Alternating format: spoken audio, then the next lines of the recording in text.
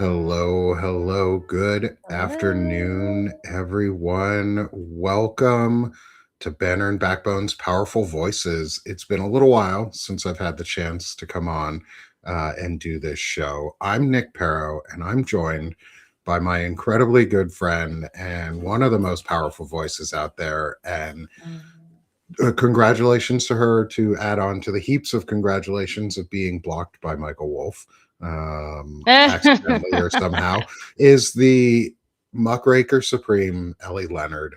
Welcome, my friend, Hi, and thank you. congratulations on your new job too. I hear Oh, thank you you. are a new contributor over at Blue Amp Media, I and am.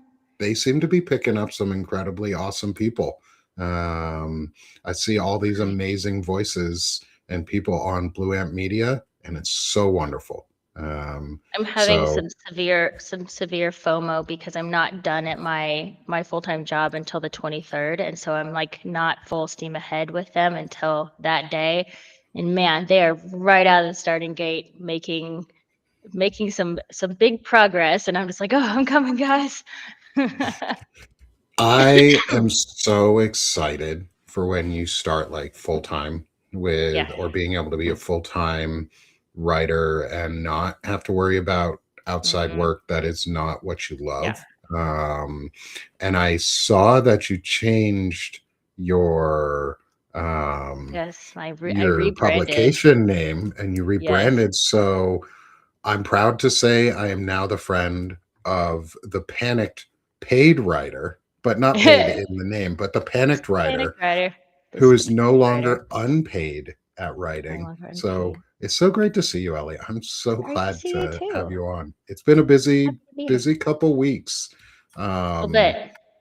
and we've had some really good stories and information come out from around things that are going on in Venezuela and the Caribbean and Yes. stuff on that. However, Ellie, you have been studiously and relentlessly compiling and chronologically organizing or Yes. chronologing. I don't know what that word I don't is. know. What's the word? You're putting them in chronological order. There we Yeah, go. they're in Well, I'll order. say it. They're in order Yes. by date. Yeah, they're in daytime order from Yes. ascending. They're in descending and or ascending order, whichever one Yes. you want. Um, she's compiled basically all of them, and we keep seeing all these emails getting dropped on Substack, and Ellie's putting It's my commentary, favorites. and you're putting really good, like simple commentary and Yeah. information and context about them. Right. And I wanted to discuss some of the emails and things that you Yeah. found most important in Mhm. some of these latest dumps, because there is a lot and it can be really overwhelming. It can be. And I think part of the reason why I do, I mean, part of it is because I'm up really late at night and I'm still piecing through these files that were dumped on the 12th, and I am almost done going through them, and I'm trying madly to get through them before the next pile comes through, because I don't use AI. But I think also it's a good reminder as I'm like dropping these little significant or funny or very weird emails from strange people and just leaving little comments about them. It's a good reminder that those are the things that are missed when we do use AI and we scan these things and we summarize them. We would never see any of these. And so yes, it does take a long time. Yes, I am taking forever to go through them, but I'm looking at all the emails and I'm finding things that go together. I'm finding storylines. I'm putting all like it's meant to be really messy and complicated, and so they've literally just dumped everything. It's as if you had a stack of papers and you just threw it on the floor. Nothing is in order. The people's emails are separated. So if you have Steve Bannon talking to Epstein here, you may not see another email to him for another 1,000, 2,000 pages. And it may be a date that came before the first email. Like everything's out of order. And so I've just gone through and I've created documents for each individual conversation and put them in chronological order so people can read, Michael Wolff or Steve Bannon or Ehud Barak or Kathy Rumler or anybody who's in his wheelhouse, Larry Summers, and get some context about who this person is, and then just start to read their really, really, really wild conversations that they never thought would be public, And so that's been really fun, actually. I've really enjoyed it. It's a lot of work. And I'm really, really hoping that in this next batch, we get even more of it because there are definite gaps in the emails that I know that there's something goes there. They didn't just stop talking to somebody for 18 months and then pick it up right where they left off. I know there are more emails, but I'm also hoping we're going to get a big, big pile of emails from Ghislaine Maxwell, which would be really magnificent for me personally. I would like to just rip those apart and make them public and start pulling out the people who are involved that nobody's talking about. That's my goal. That's incredible. And there was a question in the chat. It's sort of, I feel like it's almost sarcastic in the question or rhetorical, and it's from my Okay. friend Evan Fields of Okay. don't they have staffers that could have done that for the public? That's an important you part think? of transparency. Don't you think that? You'd Don't think. you think those 1,000 FBI agents that went through to retract Donald Trump's name could have like organized and done anything else while they were looking through them? Don't Or you think already that when did they it. dropped them, right? Or don't you think that when they put them in a Google Drive for America to read through, that they could have put them in a giant PDF that we could have just opened instead of individually scanning every page as a single picture document so that we have to open it, close it, go to the next one, open it, close it. Like they made it purposely very complicated because they want people to use AI to scan it. They don't want people going through and reading these emails. Like I will dump all these emails. Like this week I finished all the Michael Wolff emails, and Michael Wolff has been the golden boy of the Epstein case. People have really looked up to him. They've really looked up to his writing. But these emails really, really took a notch out of his, hero-dom. That is not a word, but like it really His changed a stardom. lot of people's stardom. Yes, thank you. Like it really changed people's views and his intent behind talking to Epstein this whole time. And it led to me being blocked by him this week, which I found very interesting because I literally don't correspond with Michael Wolff on any level. Like I have asked him a couple questions in his DMs over like a long period of time. And then this week somebody gave me his phone number and I sent him a very simple, very polite question via text message. He didn't answer, of course. But that's it. Like I don't hound him. I don't comment on his posts. I really leave the guy alone. And then I found out that he had blocked me and I thought, interesting. And then other people on my Substack have been sort of hounding him about why he's blocked me. And I'm like not involved. I'm just sort of observing from afar. And so they're out there asking like, why are you blocking her? What are you doing? And his reasoning is he doesn't even know who I am. He doesn't, what does it matter? He doesn't know who I am, which I think is a pretty lame response because you don't block someone if you have no idea who they are. You block them for a reason. And the only reason I can think that he would be blocking me is because I'm posting all of his emails and he doesn't want to see them. Like it just keeps them off his feed basically, because if they're getting a lot of hits, people are liking them, clicking them, sharing them. It doesn't matter if he subscribes to me or not. He's going to start seeing them and he doesn't want to see them. So my guess is that's why he blocked me. But I found it really funny because I was like telling Nick off air, I have never had such a positive response in my comments for anything I've ever done in my life that I've tried hard to do before. Like I didn't do anything here. And I had like hundreds of people congratulating me for getting blocked by Michael Wolff. And it was, it's very uplifting. I felt very good about it. Yeah, and I see there's a comment in our chat on Substack here that said Michael Wolff knows he's no angel, but we have benefited greatly from his revelations. Sure, we have benefited greatly from some revelations, but he could have spoken up a lot fucking sooner. Like you don't hold on and to you don't hold on to this information like that, and you don't become chummy the way that these emails read and the friendship that is there. That's not. If you really read through it, I'm pulling together a piece on Michael Wolff and kind of the history. He's known Epstein. He met Epstein in around 2001. So he flew on his plane. He went to a TED Talk with him. Like he's known the guy a long time. He didn't start interviewing him until after it was well known that he was a sex offender and he went to jail for prostituting minors. Like everything was public knowledge and everything was pretty known in that circle. He was not a fan of Me Too. Michael Wolff often Like that was things that they commiserated on, was Me Too. They hated it. They thought it was taking down all of their friends. Like it just got to a point where Michael Wolff so wanted to take down Donald Trump that he sided with Jeffrey Epstein in order to get that information. So he wasn't interviewing Jeffrey Epstein to tell the story of Jeffrey Epstein. He could care less about the story of Jeffrey Epstein. He was doing it to tell the story of Donald Trump because he wanted to take down Donald Trump. That was his whole ultimate goal. And in order to do that, he had to choose a side. And so he chose Epstein. And his, yes, he's gathered all this information, but you have to understand, he has said over and over again that he has 100 hours of interviews. He has exactly, I think, like 6.5 minutes of them are public. You think 100 hours is 600 minutes? He's released 1% of the interviews. And that was through like the Daily Beast. He doesn't want to release that. And his reasoning for not releasing the interviews is America doesn't want to see that side of Epstein. Like they'll side with him and think he's a great guy, kind of a thing. And in not so many words. He thinks that it's not what America wants to see and hear, meaning he thinks the things that Epstein says are very relatable and we'll start to like him. Well, give us the chance. Give us the chance to determine that for ourselves.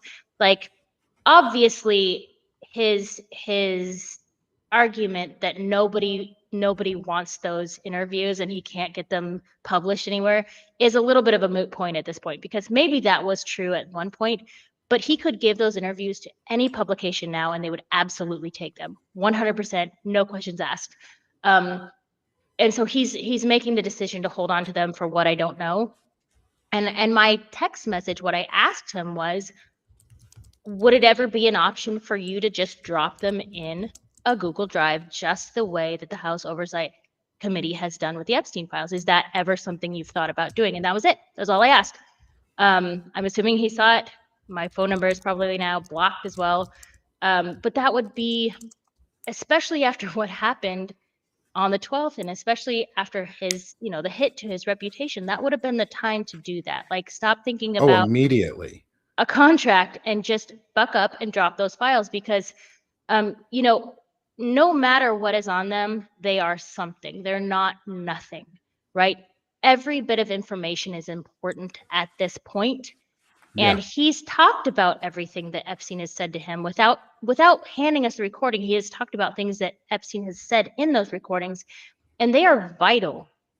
And so unless the DOJ is in possession of them, he has no reason to hang on to them at this point, unless he's really, really holding out for money, which is gross. I mean, let's be honest, that's pretty gross at this point. Like, this is for the protection of minor children. Drop those, like, let go of them. Yeah, and that's really the big part. This is for protecting children and for now women and men who were abused as children or very young adults. Like, Michael Wolff isn't doing this for our benefit. Like, he doesn't get to be the arbiter of, like Evan said, who made him arbiter of truth. Like, who gets to make Michael Wolff the arbiter of, are we ready to see this information, or should it be in the public sphere? Is it what he has said and done and recorded? If he really wanted to take down Donald Trump and not just make money, he would have released like that. If he really, to me anyways, if I wanted to take something down and I got 100 hours of blackmail on that person, I would fucking put it out. Like, here you go. He's like, oh, I don't want to get sued. And I was like, don't you? Because you just got threatened to be sued and you raised almost $1 million. Like, I don't think he cares about getting sued. And his reasoning for not releasing them, because he thinks we'll be disappointed because they're not as damning as we thought they were. Fine. Like, fine. That's okay. Just release. That's 100 hours and all the interviews with Steve Bannon. Like, release the interviews. Like, we will never have too much information to solve this case and to ultimately create a very, very, very public consequence for the people involved, so that this doesn't happen again. So we hold people accountable, so that future billionaires with ultimate power know that they can't get away with this. That's why we're doing it. I mean, half the people in these files are dead and will have no consequence. but half of them are alive. And we need to show that if you even think about doing something like this again, the level of consequence that will be brought down upon you is heavy. And every little last piece of information that we can use to do that matters, because there's a Yeah. next generation of children and a next generation of children, and this doesn't end. This has never had a beginning, and it doesn't have an end, but at least we can make a change for the better. And it can, I mean, it can have an ending point. We can make it so that Right. there should be an ending point. Like we can go I mean, towards there one, should like you be. just said. We can point in the right direction. And if we only get Right. 90% of the perpetrators held Mhm. accountable, I'd rather hold 90% of them Yeah, accountable it's a than big none of deal. them. Like that's 90% less Yeah, of these unaccountable right.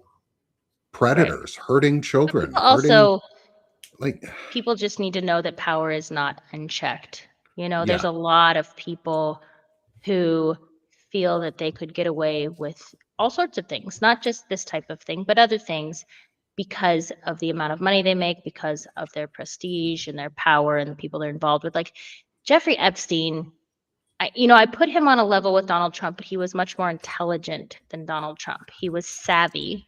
Donald Trump is not savvy by any means. And so he was able to convince people with just enough information that he knew something about whatever it was that they did. If they were in global finance, if they were in academia, if it was like Noam Chomsky, if they were, he's hanging out with Woody Allen all the time and it has to do with film. He read a lot, and he would read enough to understand the thing that they talked about enough to hold a conversation with them.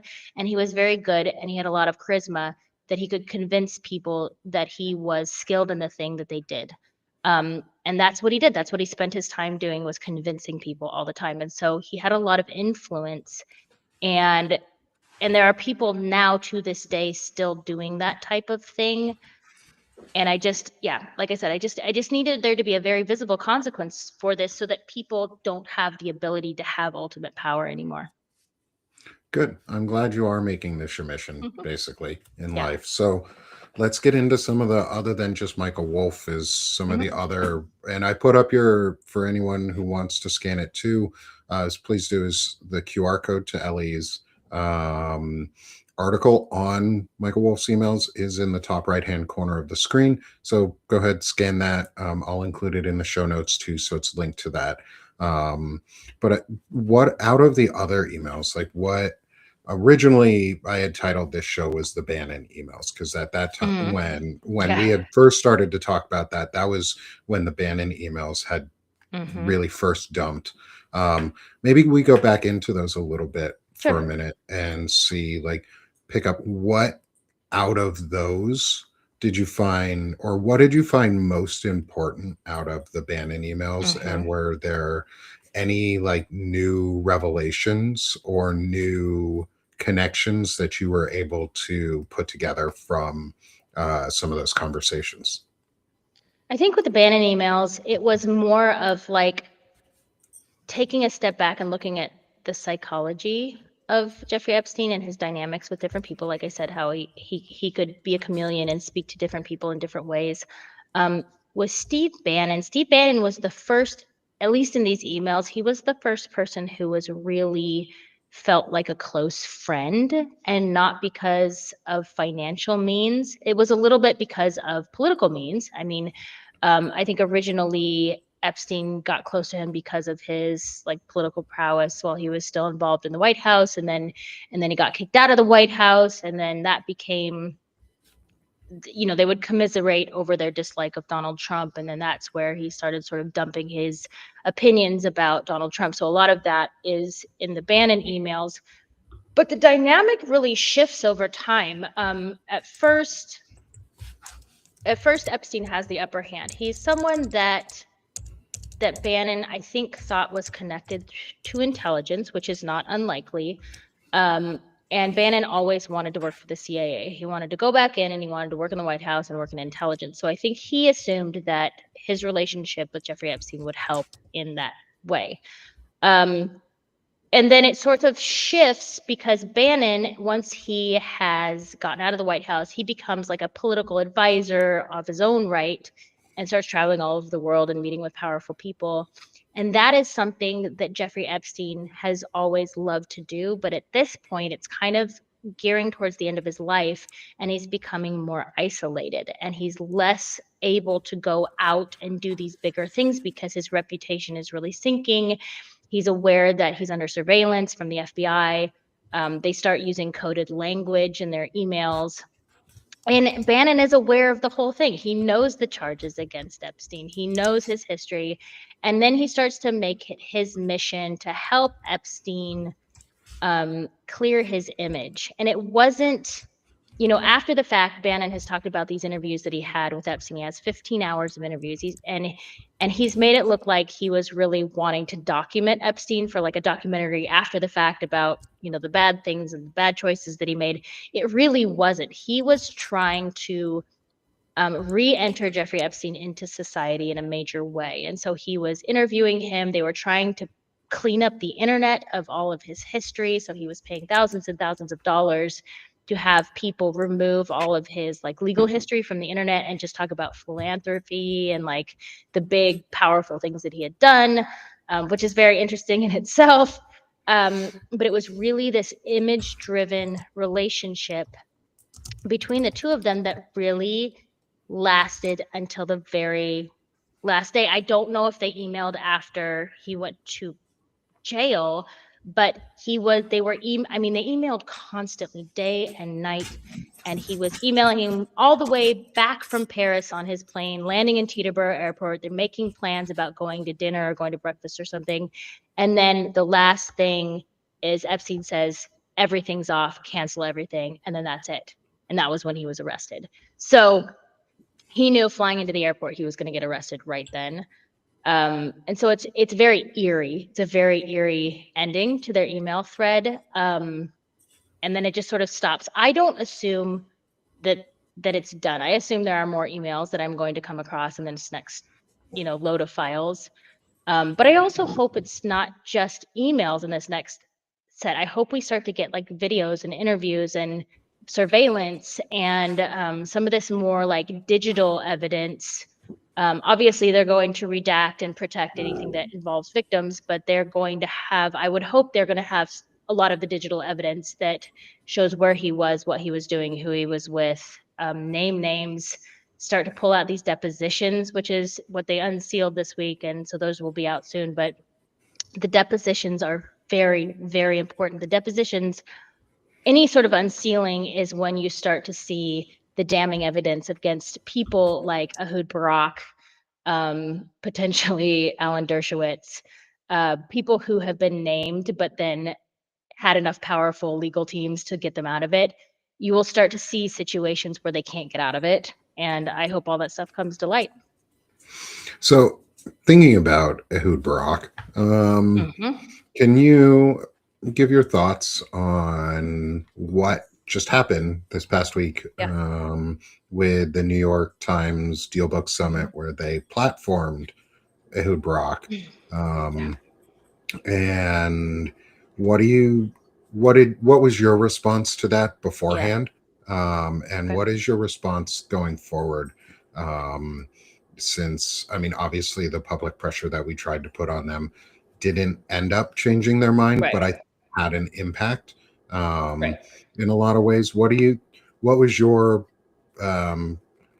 do ahead of time? And what are you planning to do now that it's happened to help continue to put truth out so that people like him aren't platformed by events? So I have worked as a subcontractor for the New York Times for over 10 years. And I worked at the DealBook since 2017. And that meant every year when they'd hold their conference, which is the biggest names in business and entertainment. I mean, it's CEOs, it's the Kardashians, it's Prince Harry, it's like Kamala Harris. It's the biggest people of the biggest people in the room speaking to a bunch of very wealthy business owners and CEOs. It's a vacuum. And so I have transcribed all the panels every year so that they can then go off and write articles about the panels. And then I went to it once in 2023. There was potential that I was going to be at it again this year. But they always wait sort of till the last minute to announce who's in the lineup, just because they're really big names and they don't, for safety, they don't want to have a lot of lead up. And when I looked at the list, I was really excited. I messaged Andrew Ross Sorkin, who is the organizer of the event. He and I have chatted several times, and I was just like, I'm looking forward to the list this year. And then when it came out, I saw that Ehud Barak was on the list, and he's the former prime minister of Israel. Now, I understand that the Gaza-Israeli conflict is a major player. It's a major conversation. It needs to be had. Obviously that's going to be part of this conference, and I think that's very important. But I also think there's a lot of people who could have had that conversation who are not specifically Ehud Barak. Ehud Barak was very, very close with Jeffrey Epstein. He spent a lot of time with him. He stayed at all of his properties. He flew on all of his planes. Very, very close friends for many years, which was an interesting choice by the New York Times. If that was just the thing, that would be an interesting choice. They would be playing with fire with that alone. But that was not the only thing.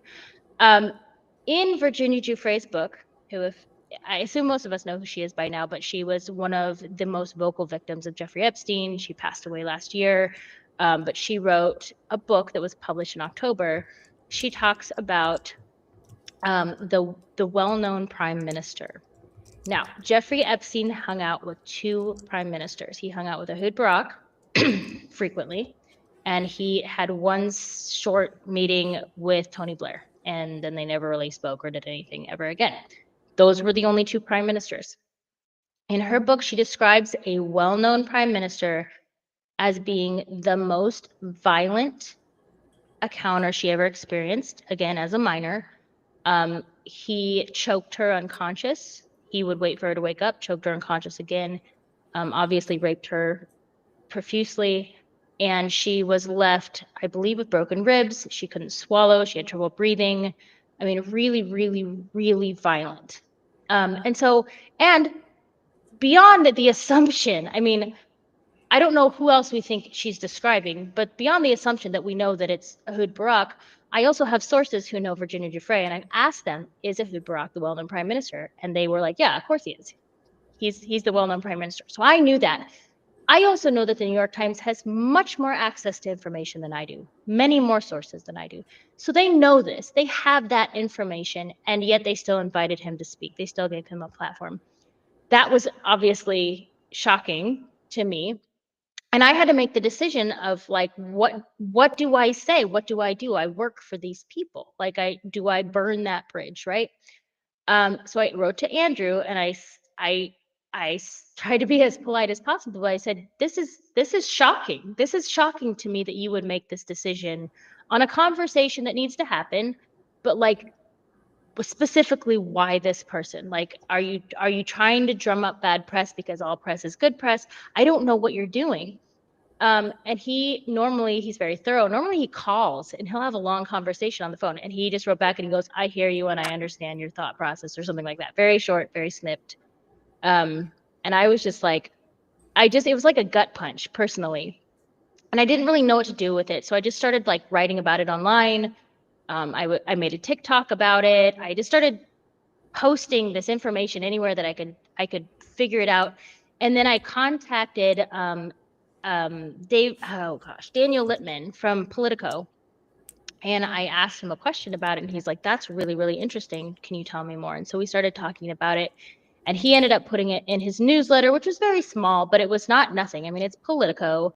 And he reached out to them for comment. And the interesting thing with that too is the person interviewing Ehud Barak, and it wasn't with an audience. It was just a one-on-one that they recorded, and they posted snippets to their podcast, but most of it isn't even going to be documented to the public. It's a private conversation for the New York Times, which I find a little interesting. But so can you explain what that would mean? Because I understand like private conversations and holding on stuff, but like in terms of this type of interview, What would that mean in the long term? Is this something that would eventually come out as an interview or a public conversation, or is this all off the record for possible like I don't think sourcing? I think it's for sourcing. I think they will use it moving forward because Andrew Ross Sorkin has his DealBook newsletter that he writes every single day. And I think they will use bits and pieces for that. But there are snippets of the interview that you can see, and I've posted one of those. But it's very strange because it was a panel. There were several people speaking, but they didn't. It's without an audience, and it doesn't go on their DealBook podcast other than if they reference it. So it's very strange. I'm not totally certain of the purpose of it, but it is one of their moderated panels that they have at the conference. And so, but was part of the confusion for me was he was being moderated by Nick Kristof. Now, Nick Kristof he did or does work in the opinion section at the New York Times. He's a big proponent of Dylan Farrow, who is Woody Allen's daughter. And when she came forward and she wrote her op-ed about what her dad had done to her, the New York Times wouldn't publish it. They refused to publish it. And so he gave her a spot in his blog in the opinion section to post her article because she didn't have any other place to put it. And then the New York Times gave Woody Allen a 2,000 word rebuttal. Of course, he got, front page in the opinion section. So it was very confusing to me because Nick Kristof is a very big proponent about protecting children from sexual abuse. Like he's always been really great about that. He was very supportive of her as a child, as she was fighting through this, as she needed a voice. And so I didn't really understand the motive behind being the person to interview Ehud Barak, because the only thing that I saw that was questioned about Epstein was a very softball question. And I can only say what I would have done, but if I was somebody like Nick Kristof in those shoes, I would have really drilled him on those questions. But there's also the point that these people know what questions you're going to ask, and their team says what you're allowed to ask and what you're not allowed to ask. But it's just the whole thing was really frustrating and really confusing. I was not called to work for the DealBook this year for the first time in many, many years. Not a big surprise. However, the woman who normally has me work for her, who has no control over any of the decision making, she congratulated me on my job at Blue Amp. So she's fine. The people who work there are fine, but the decision makers at the top are so enmeshed and so entangled in this story. Because if you look back in the beginning and you think about Jeffrey Epstein, when all this started and he was at the Dalton School and he was called in to work at Bear Stearns with no skills, he was also invited at that point by A.G. Sulzberger, or whoever it was, Punch Sulzberger, they all have weird names, who owned the New York Times. He wanted to pull him out of Dalton to come work at the New York Times. Why? What? For what?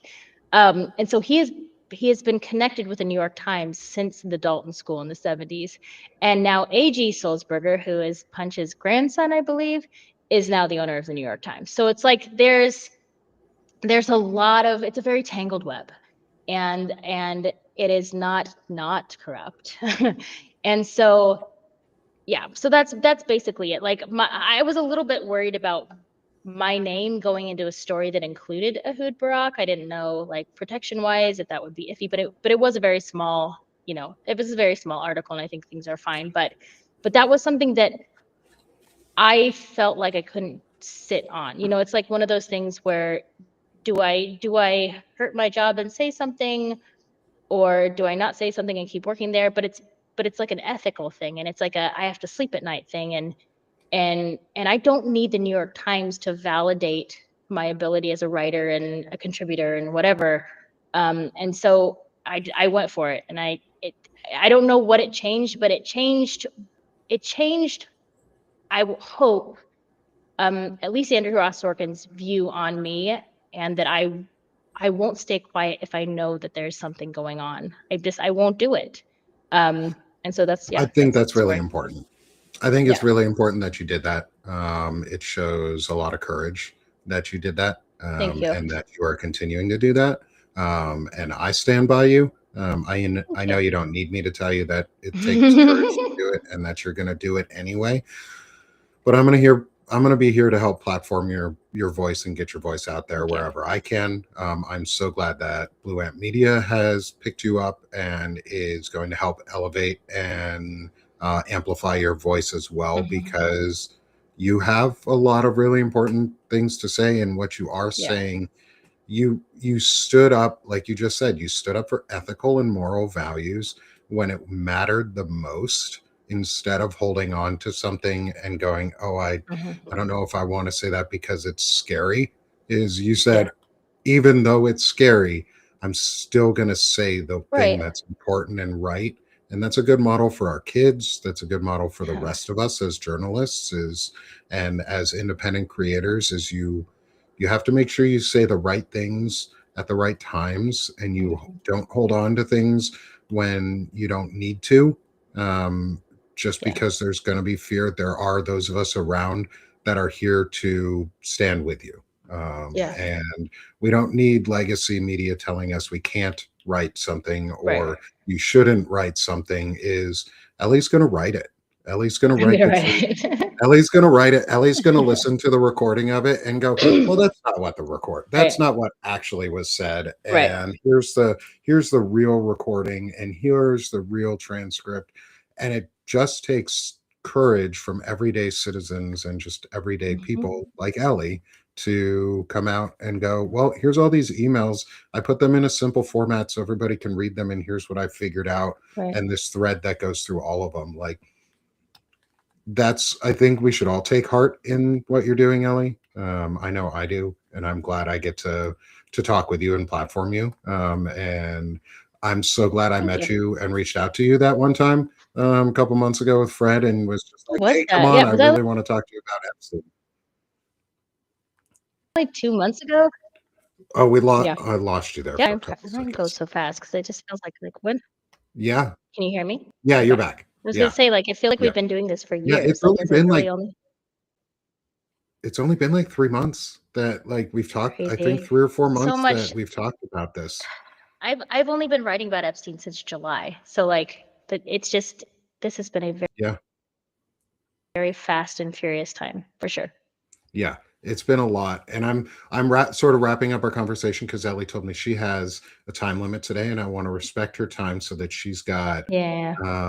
the ability to do everything she needs to in life, and whatever's going on for her. So one of That the is big basketball practice. hey, that's just as important, because your kids are just as Yeah. important as all of this, and Mhm. having them see Yeah. that you're able to like do all of this and then still be a major part of Mhm. their life is really important. And so to help Yeah, you that matters. continue to be a major part of their life and to grow yourself, and I know you have some really cool experiences that you are just now coming into with Blue Ant Mhm. Media and the introduction of some of Yeah, your rebranding. Is we now have just I the know. panicked writer with us, Ellie Leonard. So Just the panic sell yourself, rider. my friend, and tell everybody where they can find you and how they can support your work as you continue to Sure. grow and put out all this really powerful truth. Oh, Sure. So as Nick said, I rebranded to the Panicked Writer. It was a kind of a mouthful to say the Panicked Unpaid Writer, but I'm really grateful to not be unpaid anymore. Making a little bit of money on here and working with Blue Amp, which is funny because when you connect with somebody, you connect with all their followers. So it like blew up my follower count. So my follower count is still, down with the plebes. But you can find me on most social media. I have it all under Red Pencil Script, which is my work handle, but I don't know. I don't really know how to change that there. So not to be complicated, but I'm on most social media that's sites. awesome. And for everyone who is in the audience, if you haven't already, hit the subscribe button in the top left corner. That gets all three of us. But go subscribe to Ellie. Go become a free or paid subscriber with her. Thanks, guys. Paid really, really helps because it puts food on the table. It Yeah, it does help. ensures that she's able to continue doing all of this work independent of anybody else too. So give her these subs and Yeah. help her continue to grow, because I want to hear more of Ellie. And I also like having conversations with her, so it's a bit selfish of me. Yeah, they're fun. So keep boosting Ellie so that I can hang out with her more and that she has time because it's fun to talk to Ellie. Yeah, Um, it is yeah, fun. me We have too. fun. Even on hard subjects, we're able Yeah. to make them less stinging sometimes and more easy to consume Yeah. because Yeah, it's really tough. This is not an easy for sure. topic to discuss. Um, It's not, but then you have, I mean, as I said before, it's so complicated. It involves so many things. So there is a humorous side to it, and I think in these emails we've gotten to see that a little bit. That there's a little bit of humor in people like Larry Summers, who is the president of Harvard, asking Jeffrey Epstein, "Do you think she's gonna call me?" yeah, like Like the teenage most boy, annoying. annoying thing ever. or or Epstein going like, we really need to start thinking about the warrior psychopath, because they're really, the psychopath is the person who's gonna like change the world. Like I read that one. there's a humorous side. I know, I was like, I bet you believe that. There's a humorous side in the middle of kind of the dark nature of this story, and it's okay to Yeah, recognize that, you know, we're digging through some pretty yeah. dark We have to stuff. have some graveyard humor in all of this too, and find the joy in the Hmm. least joyful things, because that'll get us through.